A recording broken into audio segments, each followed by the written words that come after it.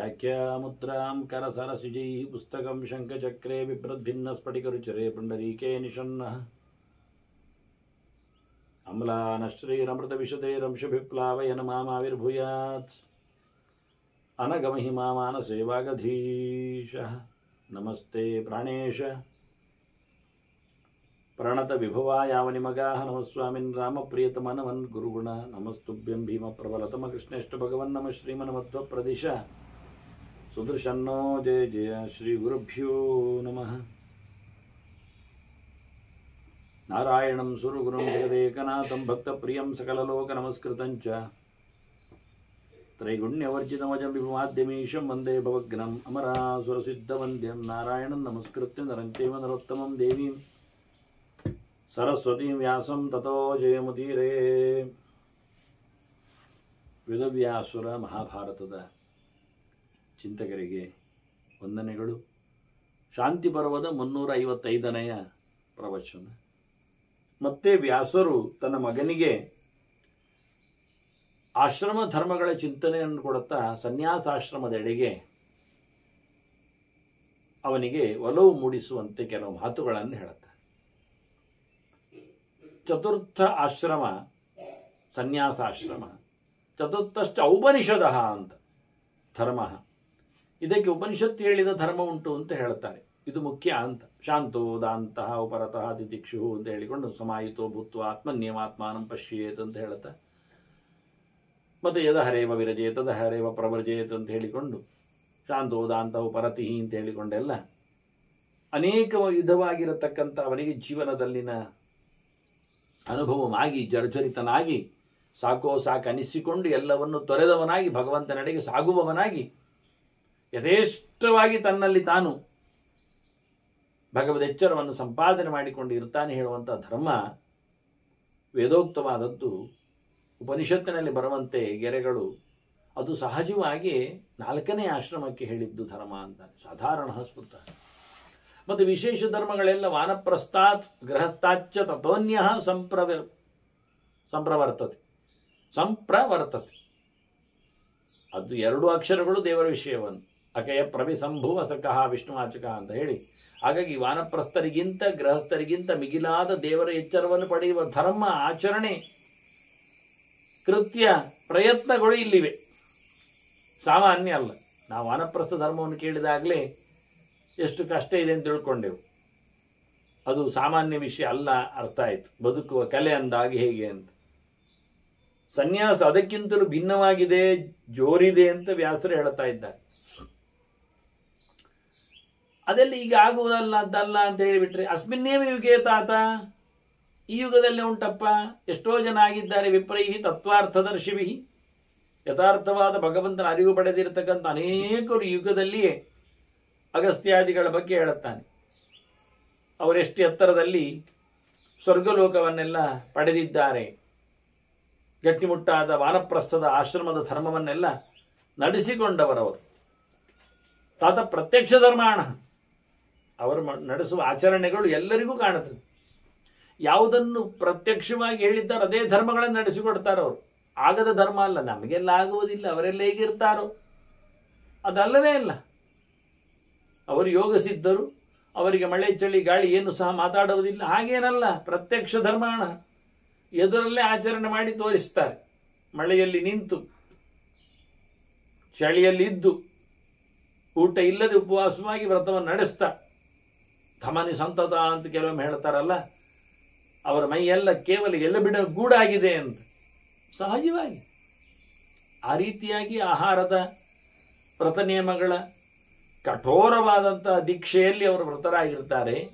ತಥಾ ಯಾಯಾವರಾಗಣ, ತಿರುಗ್ತಾ ಅಲ್ಲಲ್ಲಿ ಸಿಕ್ಕಿದ್ದನ್ನು ತಿನ್ನುತ್ತಾ ಅಂಥ ಜನರು, ಅಂಥ ರಾಶಿಗಳು ಇವರೆಲ್ಲ. ವೈಖಾನಸಾಹ ವಾಲಕಿಲ್ಯಾಹ ಸೈಕತಾಶ್ಚ ತಥಾಪರೆ, ಒಂದೊಂದು ರೀತಿಯವರ ಕಥೆಗಳು, ಹೇಗಿರ್ತಾರೆ ಅವರು ಅಂತ. ಅತ್ಯಂತ ಸೂಕ್ಷ್ಮವಾದ ಧರ್ಮಗಳನ್ನು ಅವಲಂಬಿಸಿಕೊಂಡವರವರೆಲ್ಲ. ಕರ್ಮಭಿಸ್ತೇ ನಿರಾನಂದ, ಯಾವುದೇ ಕೆಲಸ ಮಾಡುವಲ್ಲಿ ಅವರಿಗೆ ಆಸಕ್ತಿ ಇಲ್ಲ, ಆನಂದ ಇಲ್ಲ. ಕಾಮ್ಯ ಕರ್ಮಗಳಂತೂ ಇಲ್ಲವೇ ಇಲ್ಲ. ಮಾಡಬೇಕು ಅಂತ ಕರ್ತವ್ಯ ಮಿತಿ ಯತ್ಕರ್ಮ ಕ್ರಿಯತೆ, ಮಾಡುವಂಥದ್ದು ವಿಧಿಬದ್ಧವಾದದ್ದು ಅಂತ ಹೇಳಿಕೊಂಡೇ, ಶಾಸ್ತ್ರದಲ್ಲಿ ಮಾತಿದೆ ಅಂತ ಹೇಳಿಕೊಂಡೇ ಮಾಡುತ್ತಾರೆ, ಹೊರತು ಇನ್ನೇನಿಲ್ಲ. ಆ ರೀತಿಯಾಗಿ ಧರ್ಮನಿತ್ಯಾಹ ಜಿತೇಂದ್ರಿಯಾ, ನಿತ್ಯವಾದ ಧರ್ಮಗಳನ್ನು ನಡೆಸ್ತಾ ಇದ್ದಾರೆ. ಇಂದ್ರಿಯಗಳ ಹತೋಟಿಯಲ್ಲಿ ಇರಲಾಗಿ ಅವರು ಯಾವ ಧರ್ಮಗಳಲ್ಲಿಯೂ ಸಹ ಸಂಕೋಚ ಬಾರದಂತೆ ಕೆಲಸ ಮಾಡುವವರು.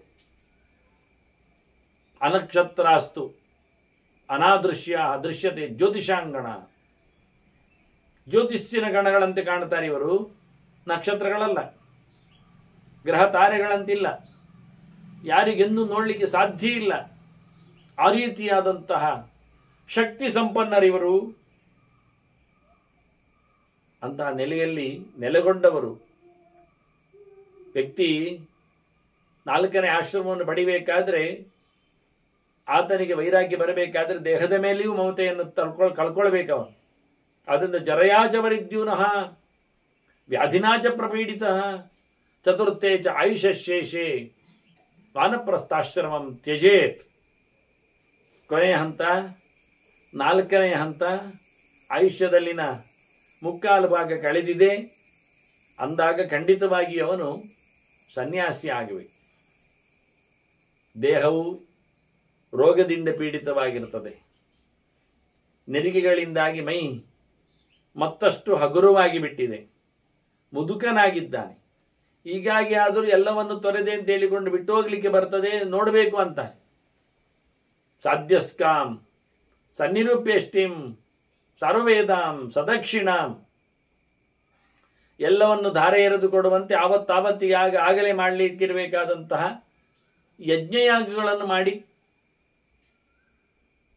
ಇಷ್ಟಿಯನ್ನು ಮುಗಿಸಿ ಕೊನೆಗೆ ಅಗ್ನಿಯನ್ನು ಸಹ ಪರಿತ್ಯಾಗ ಮಾಡುವ ನೆಲೆಯಲ್ಲಿ ಅವನು ಏನಿದ್ದರೂ ಬಹಳ ಕಾಲದ ಯಜ್ಞಯಾಗಗಳನ್ನು ಮಾಡುವಂತಿಲ್ಲ. ಆವತ್ತಾವತ್ತಿನ ಆಗಿನ ಯಜ್ಞಕ್ಕೆ ಮಾತ್ರ ಅವನು ಪಾತ್ರನಾಗ್ತಾನೆ. ಅದು ಅಗ್ನಿಯನ್ನು ಇಟ್ಟುಕೊಂಡಲ್ಲ. ಆ ಯಜ್ಞಗಳು ಸಮಾರಾಧನೆಗಳು ನೀರಿನಲ್ಲಿ ಮಾಡುವ ಹಾಗೆ, ದ್ರವ್ಯದಲ್ಲಿ ನಡೆಸಿಕೊಡುವ ಹಾಗೆ, ಸಂಕಲ್ಪದಲ್ಲಿ ಮನಸ್ಸಿನಲ್ಲಿ ಮುಂದುವರಿಸುವಂತೆ ಅದು. ಹಾಗಾಗಿ ಅದನ್ನು ಹೇಳುವಾಗ ಆತ್ಮಯಾಜಿ ಅಂತ ಕರೀತಾರೆ. ಆತ್ಮಯಾಜಿ, ಆತ್ಮರತಿ, ಆತ್ಮ ಕ್ರೀಡಾ, ಮತ್ತೆ ವಿಶೇಷವಾಗಿ ತನ್ನಲ್ಲೇ ತಾನು ಸಂತೋಷವನ್ನು ಪಡುತ್ತಾ, ಇನ್ಯಾವುದು ವಸ್ತುವಿನಿಂದಲೂ ವ್ಯಕ್ತಿಯಿಂದಲೂ ಸನ್ನಿಧಾನದಿಂದಲೂ ಸಂತೋಷವನ್ನು ಪಡುವುದಿಲ್ಲ. ಏನಿದ್ದರೂ ದೇವರ ಒಡನಾಟ, ಏನಿದ್ದರೂ ಮಾನಸವಾದ ತೃಪ್ತಿ, ಏನಿದ್ದರೂ ತನ್ನದೇ ಸಂತೋಷ, ತನ್ನದೇ ಏನು ಅರ್ಪಣೆ. ಅಹಂ ಮಾಂ ಜುಹೋಮಿ ಸ್ವಾಹ ಅಂತ ಹೇಳಿಕೊಳ್ಳುವ ಹಾಗೆ ಸ್ವಾತ್ಮ ಸಮರ್ಪಣೆ. ಹೀಗಾಗಿ ಯಾರನ್ನು ಸಹ ನಂಬಿಕೊಳ್ಳದೆ, ಹಚ್ಚಿಕೊಳ್ಳದೆ, ಎಲ್ಲರನ್ನು ಸಹ ಬದಿಗಿಟ್ಟು, ಯಾರನ್ನು ಆಶ್ರಯಿಸಿಕೊಳ್ಳದೆ ಆತ್ಮನ್ಯ ಅಗ್ನಿನ್ ಸಮಾರೋಪ್ಯ, ತನ್ನಲ್ಲೇ ಅಗ್ನಿಗಳನ್ನೆಲ್ಲ ಸಮಾರೋಪ ಮಾಡಿಕೊಂಡು ತ್ಯಕ್ತ್ವಾ ಸರ್ವ ಪರಿಗ್ರಹಾನ್, ಯಾರದ್ದೇ ಸಹಾಯ, ಸಂಪತ್ತು, ದಾನ ಇವೆಲ್ಲಕ್ಕೂ ಕೈ ಒಡ್ಡಿಕೊಳ್ಳದೆ ಒಂದು ದೃಷ್ಟಿಯಿಂದ ಎಲ್ಲವನ್ನು ತೊರೆದುಕೊಂಡು ಹೋಗಿರುತ್ತಾನೆ. ತ್ರಿಂಚೈವಾಗ್ನಿಯನ್ನು ತ್ಯಜೇತ್ ಸಮ್ಯಕ್. ಅವನ ಇವತ್ತಿನವರೆಗೆ ತ್ರೇತಾಗ್ನಿ ಏನಿತ್ತು, ದಕ್ಷಿಣಾಗ್ನಿ, ಆವಹನೀಯಾಗ್ನಿ, ಗಾರ್ಭತ್ಯಾಗ್ನಿ, ಅದನ್ನೆಲ್ಲ ಇಲ್ಲ ಇವತ್ತು ಬಿಡಲಿಕ್ಕೆ. ಆತ್ಮನ್ನೇವ ಆತ್ಮಮೋಕ್ಷಣಾತ್, ತನ್ನ ಬಿಡುಗಡೆಗಾಗಿ ಪ್ರಯತ್ನ ಮಾಡಿಕೊಳ್ಳಿಕ್ಕೋಸ್ಕರ ಬದುಕಲೋಸುಗ ಮತ್ತೆ ಆಹುತಿಯನ್ನು ತನ್ನಲ್ಲಿ ಕೊಡುಕೊಳ್ಳುವ ಮೂಲಕ ಅದ್ಯಾವುದು ಪ್ರಾಣೇಭ್ಯ ಯಜುಷಾಂ ಪಂಚಷಟ್ ಪ್ರಾಶ್ನೀಯಾತ್ ಅಕುತ್ಸಯನ್ ಓಂ ಪ್ರಾಣಾಯ ಸ್ವಾಹ ಪ್ರಥಮಾಂಜುಹೋತಿ, ಅಪಾನಾಯ ಸ್ವಾಹ ದ್ವಿತೀಯಾಂಜುಹೋತಿ ಅಂತ ಹೇಳಿದಾಗೆ ಪ್ರಾಣಾಪಾನಾದಿಗಳಿಂದ ಆತ್ಮನೇ ಸ್ವಾಹ ಅಂತ ಮತ್ತೆ 6ನೇ ಆಹುತಿ ಇದೆ. ಇಷ್ಟೇ. ದೇಹಕ್ಕೆ ತುತ್ತನ್ನು ಕೊಡುವುದು, ಇದು ಆಹುತಿಯನ್ನು ತಿಳ್ಕೊಳ್ಳುವುದು, ಇದರಾಚೆಗೆ ಊಟ ಇಲ್ಲ.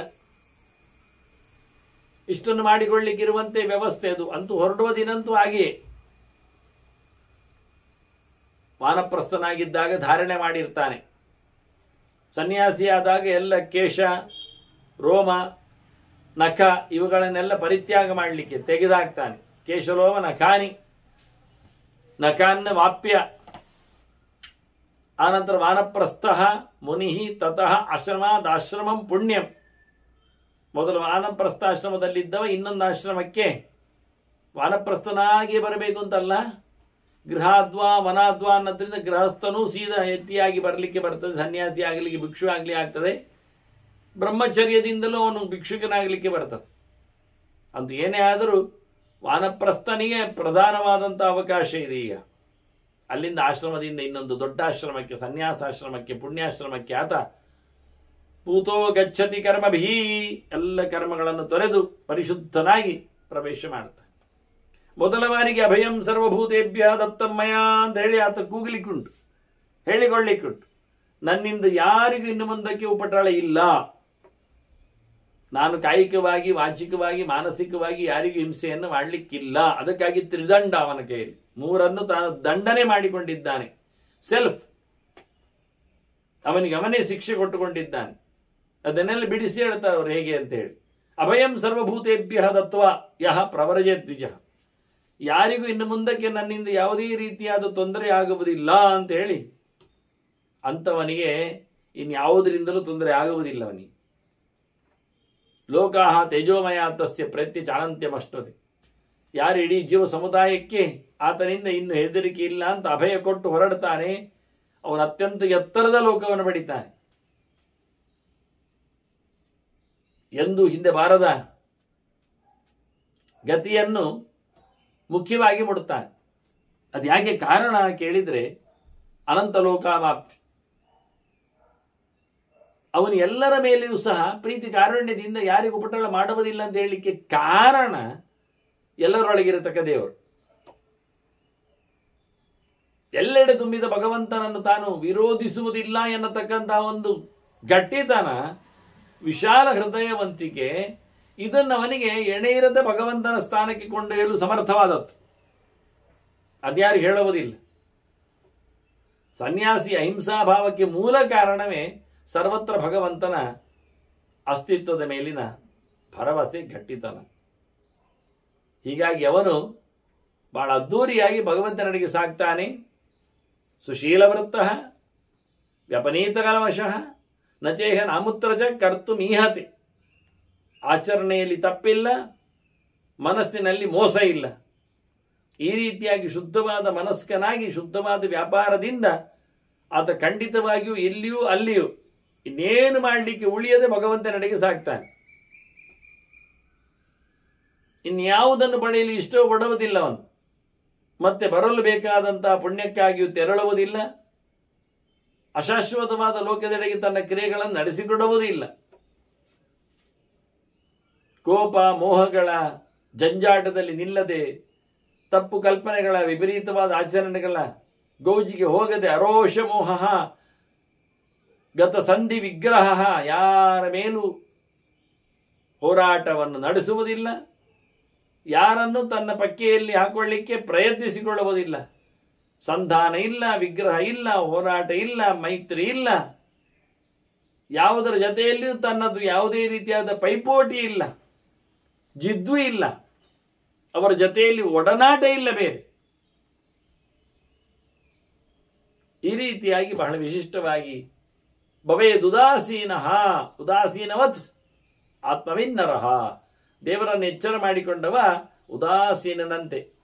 ಅವರು ಯಾರಲ್ಲಿಯೂ ತನ್ನ ಚರ್ಯೆ ಇಲ್ಲ, ತಾನಿಲ್ಲ, ತನ್ನದಲ್ಲ ಎನ್ನುವ ಪ್ರತಿಸ್ಪಂದನ ಇಲ್ಲದೆ ಇರ್ತಾನೋ. ನಾವು ಉದಾಸೀನರಿದ್ರು ಜನರು ಬಿಡಬೇಕಲ್ಲ ಕೇಳಿದರೆ ಅದಕ್ಕೂ ವ್ಯಾಸರು ಉತ್ತರ ಕೊಡ್ತಾರೆ ಶುಕನಿಗೆ.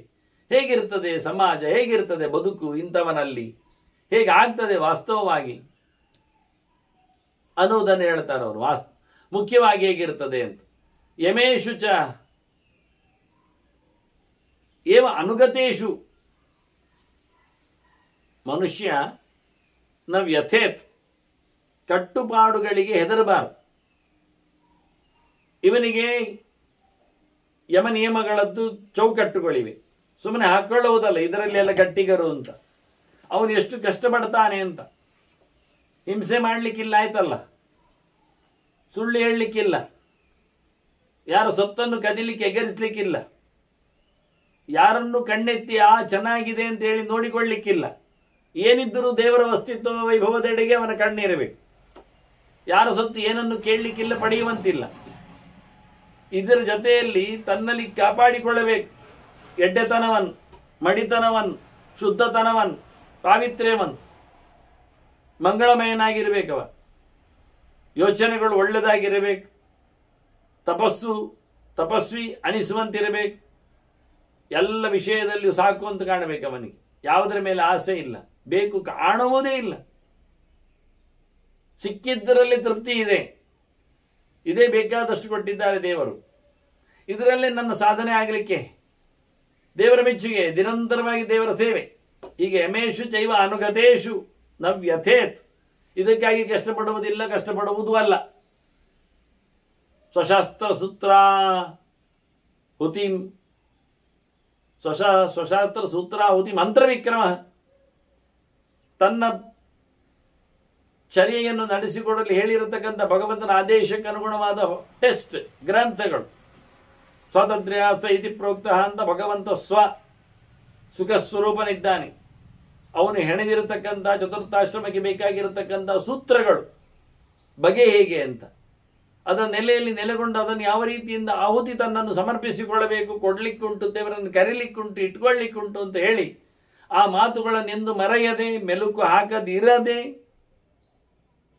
ಹೆಜ್ಜೆ ತಪ್ಪದೆ ಅದನ್ನು ನೆಲೆಗೊಂಡವನಾಗಿದ್ದುಕೊಂಡು, ಅಂದರೆ ಶಾಸ್ತ್ರಕ್ಕೆ ದೇವರ ಶಾಸ್ತ್ರಕ್ಕೆ ಸಂಬಂಧಪಟ್ಟಂತೆ ತನ್ನ ಚೌಕಟ್ಟು ರೂಪಿಸಿಕೊಂಡಿದ್ದಾನೆ. ಪ್ರತಿಯೊಂದು ಹೆಜ್ಜೆಯಲ್ಲಿಯೂ ಸ್ವಾತ್ಮಾರ್ಪಣೆ, ತನ್ನನ್ನು ಭಗವಂತನಿಗೆ ಸಮರ್ಪಿಸಿಕೊಳ್ಳತಕ್ಕಂತಹ ರೀತಿ. ಹೀಗಾದವನು ಭವೇತ್ ಯಥೇಷ್ಟ ಗತಿ ಆತ್ಮಯಾಜಿನಃ. ಈ ರೀತಿಯಾಗಿ ಮಾಡಿಕೊಂಡವನಿಗೆ ಇಷ್ಟ ಬಂದ ಗತಿ ಸಿಗ್ತದೆ. ಅವನು ಬಯಸಿದ್ದನ್ನು ಪಡಿತಾನೆ. ಅವನ ದೇಹದ, ಅವನ ಮನಸ್ಸಿನ ಬಿಡುಗಡೆಗೆ ಅವನಿಗೇನೆ, ಜೀವನಿಗೇನೆ ಇಲ್ಲಿಂದ ಹೊರಡಲು ವ್ಯವಸ್ಥೆ ಇದೆ, ಹೋಗ್ಲಿಕ್ಕೆ ಬರ್ತದೆ ಅಂತ. ಈ ರೀತಿಯಾಗಿ ಬಹಳ ಶುದ್ಧನಾಗಿರ್ತಾನವ. ಇದರಲ್ಲಿ ಯಾವುದೇ ರೀತಿಯಾದಂತಹ ಧರ್ಮಪರನಾದ ಜಿತೇಂದ್ರನಾದ ಈ ವ್ಯಕ್ತಿಯಲ್ಲಿ ಅಷ್ಟು ಸ್ಪಷ್ಟವಾದ ಸ್ವಾರ್ಥ ಇಲ್ಲದ ತನ್ನ ಈ ಚರಮ ಆಶ್ರಮದಲ್ಲಿನ ಗತಿಯಲ್ಲಿ ನ ಸಂಶಯ ಧರ್ಮಪರೇ ಜಿತೇಂದ್ರಿಯೇ, ಯಾವುದೇ ರೀತಿಯಾದ ಸಂಶಯಕ್ಕೆ ಎಡೆಯಿಲ್ಲ. ಅಷ್ಟು ಅದ್ಭುತವಾದಂತಹ ವ್ಯವಸ್ಥೆ. ವಾನಪ್ರಸ್ಥ ಆಶ್ರಮದ ನಂತರದಲ್ಲಿನ ಆಶ್ರಮಕ್ಕೆ, ಚತುರ್ಥಾಶ್ರಮಕ್ಕೆ, ಸನ್ಯಾಸಕ್ಕೆ ಅತ್ಯಂತ ಎತ್ತರದ ಸ್ಥಾನ, ಮನ್ನಣೆ ಇದೆ. ತತಃಪರಂ, ಅದು ವಾನಪ್ರಸ್ಥಾಶ್ರಮಕ್ಕಿಂತ ಮಿಗಿಲು ಬೇರೆ ಎತ್ತರ, ಶ್ರೇಷ್ಠಂ ಅತೀವ ಸದ್ಗುಣೈ. ಅದರದ್ದೇ ಆಗಿರತಕ್ಕಂಥ ಗುಣವಂತಿಕೆಯಿಂದ ಅದು ಅತ್ಯಂತ ಎತ್ತರದಲ್ಲಿದೆ ಎಂದು ನಮಗೆ ಅರ್ಥ ಆಗ್ತದೆ. ಅಷ್ಟೇ ಅಲ್ಲದೆ ಎಲ್ಲ ಆಶ್ರಮಗಳು ಅದರಲ್ಲಿ ನೆಲೆಗೊಂಡಿವೆ, ಅದಕ್ಕಿಂತ ಮೇಲೋಗಿದೆ. ಅಧಿಷ್ಠಿತಂ, ಅಧಿಕವಾಗಿ ಸ್ಥಿತಂ, ತ್ರೀನ್ ಅಧಿವೃತ್ತಿಂ ಉತ್ತಮಾಂ. ಬ್ರಹ್ಮಚರ್ಯ, ಗಾರಸ್ಥ್ಯ, ವಾನಪ್ರಸ್ಥವನ್ನ ಆಶ್ರಮಗಳನ್ನೆಲ್ಲ ಮೀರಿ ಗಟ್ಟಿಯಾಗಿ ನಿಂತ ಆಶ್ರಮ ತುರಿಯಾಶ್ರಮ, ಚತುರ್ಥಾಶ್ರಮ, ಸನ್ಯಾಸಾಶ್ರಮ. ಅತ್ಯಂತ ಇಷ್ಟವಾದ ದೇವರಿಗೆ ಆಶ್ರಮ ಅದು ಅಂತ ಬಾದರಾಯಣರೇ ಸೂತ್ರಕೃತಿಯಲ್ಲಿ ಅಧಿಕಾರದ ಚಿಂತನೆ ಬಂದಾಗ ಅದನ್ನು ಹೇಳ್ತಾರೆ. ಸನ್ಯಾಸಿಗಳಿಗೆ ವಿಶೇಷವಾದಂಥ ಅಧ್ಯಯನದಲ್ಲಿನ ಫಲ ಮತ್ತು ಜ್ಞಾನ ಮತ್ತು ಭಗವಂತನ ದರ್ಶನಾದಿಗಳ ವ್ಯವಸ್ಥೆ ಅಂತೇಳಿ ಅದು ದೇವರಿಗೆ ತುಂಬ ಇಷ್ಟವಾದದ್ದು. ಬೇರೆಡೆಗೆ ಡೈವರ್ಟ್ ಅಲ್ಲದ ಮನಸ್ಸು ಮತ್ತೆ ಅವನ ಪ್ರಯತ್ನ, ಅದು ದೇವರೆಡೆಗೆ ಮಾತ್ರ ಮಾಡಿರತಕ್ಕಂಥ ಏಕಕೇಂದ್ರಿತವಾದಂಥ ಅವನ ಚಿಂತನೆ. ಇದರಿಂದಾಗಿ ದೇವರಿಗೆ ಖುಷಿಯಾಗು. ಮಗು ಅದು ತನ್ನನ್ನೇ ನೋಡಿಕೊಳ್ಳುವಂತೆ ತನ್ನ ಪೇರೆಂಟ್ಸ್ಗಳಿಗೆ ಆತು ಬೀಳ್ತದೆ. ಅವರು ಬೇರೆಡೆಗೆ ವ್ಯಗ್ರರಾದರೆ ಅದು ಬೊಬ್ಬೆ ಹೊಡಿತದೆ. ಅದಕ್ಕೋಸ್ಕರ ಇಲ್ಲಿಗೆ ಬರಲಿ, ಹೀಗಿರಲಿ ಅಂತ ಅದು ಒಪ್ಪಿಕೊಳ್ಳುವುದಿಲ್ಲ. ಯಾವುದೇ ತಾಯಿ ಬೇರೆ ಮಗುವನ್ನು ಎತ್ತಿಕೊಂಡಾಗ ಈ ಮಗುವಿಗೆ ಸಂಕಟ ಆಗ್ತದೆ. ಇದನ್ನು ಎತ್ತಿಕೊಂಡಿದ್ರು ಅದನ್ನು ಕೆಳಗಾಗ್ಲಿಕ್ಕೆ ಕೇಳ್ತದೆ. ಇನ್ಬಿಲ್ಟ್ ಕೆಲವೆಲ್ಲ ಅಸೂಯೆಗಳು, ಅದು ಯಾಕೆ ಆ ಮಗುವಿಗೆ ಹಾಗಾಗ್ತದೆ ಅರ್ಥ ಆಗುವುದಿಲ್ಲ. ಏನು ಸ್ವಾರ್ಥ ಅದಕ್ಕೆ ತುಂಬಿ ಬಿಡ್ತದೆ. ಆ ಹೊತ್ತಿನಲ್ಲಿ ಎತ್ತಿಕೊಂಡಿದ್ರು, ಎರಡನ್ನು ಎತ್ತಿಕೊಂಡ್ರು ಅದನ್ನು ಕೆಳಗಾಗ್ಲಿಕ್ಕೆ ಕೇಳ್ತದೆ. ತಿನ್ಲಿಕ್ಕೆ ಕೊಟ್ಟಾಗಲೂ ಇನ್ನೊಂದಕ್ಕೆ ಕೊಟ್ರೆ ಅದಕ್ಕೆ ಅದನ್ನು ಹೇಳ್ಕೊಳ್ತದೆ, ತನಗೆ ಕೊಡಬೇಕು. ಎರಡು ಬಗೆಯು. ಹೀಗೆ ಈ ನಮೂನೆ ಸಂಕಟ ಅದು ಬರಬಾರದಂತೆ ಇರಬೇಕು ಅಂತಾನೆ. ಎಷ್ಟು ಚೆನ್ನಾಗಿರ್ತದೆ ನೋಡಿ ಇದೆಲ್ಲ.